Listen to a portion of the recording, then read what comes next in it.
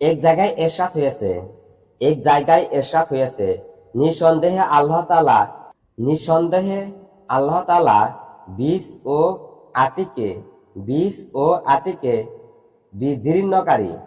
বিদীর্ণকারী, আর তিনি নির্জীব হইতে সজীবকে বাহির করেন, এবং তিনি সজীব হইতে নির্জীবকে বাহির করেন।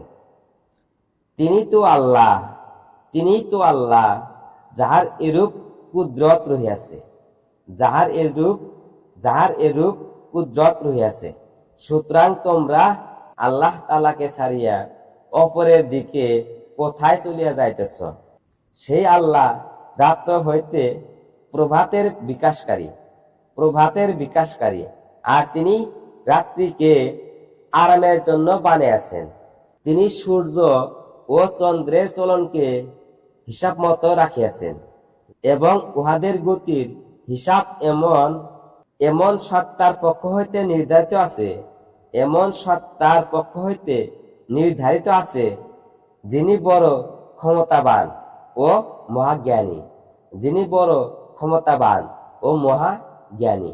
আর তিনি তোমাদের ফায়দার জন্য নক্ষত্র রাজিকে সৃষ্টি করিয়াছেন, যেন তোমরা উহাদের সাহায্যে রাত্রির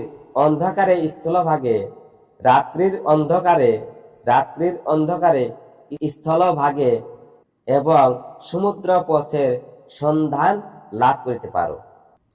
আর আমি এই সকল নিদর্শন অত্যন্ত বিশদভাবে বর্ণনা করিয়া দিয়াছি ওই সকল লোকদের জন্য যাহারা ভালো মন্দের জ্ঞান রাখে। আর তিনি আল্লাহ, যিনি তোমাদেরকে মৌলিকভাবে একই ব্যক্তি হইতে সৃষ্টি করিয়াছেন। অন্তর কিছু সময়ের জন্য জমিন হইল তোমাদের ঠিকানা, অতঃপর তোমাদেরকে কবরের হাওলা করিয়া দেওয়া হয়। নিশ্চয় আমি এই সকল প্রমাণসমূহ বিশদ রূপে বর্ণনা করিয়া দিয়াছি ওই সকল লোকদের জন্য যাহারা বুঝে। আর আল্লাহ, যিনি আসমান হইতে পানি বর্ষণ করিয়াছেন, এবং একই পানি দ্বারা আমি সর্বপ্রকার উদ্ভিদ জমিন হইতে বাহির করিয়াছি, অতঃপর আমি উহা হইতে সবুজ ফসল বাহির করিয়াছি। অনন্তর সেই ফসল হইতে আমি এমন সাদা দানা বাহির করি, যাহা একে অন্যের উপর সংস্থাপিত হয়। আর খেজুর গাছ অর্থাৎ উহার মাথি হইতে এমন ছড়া বাহির হয়, যা ফলের ভরে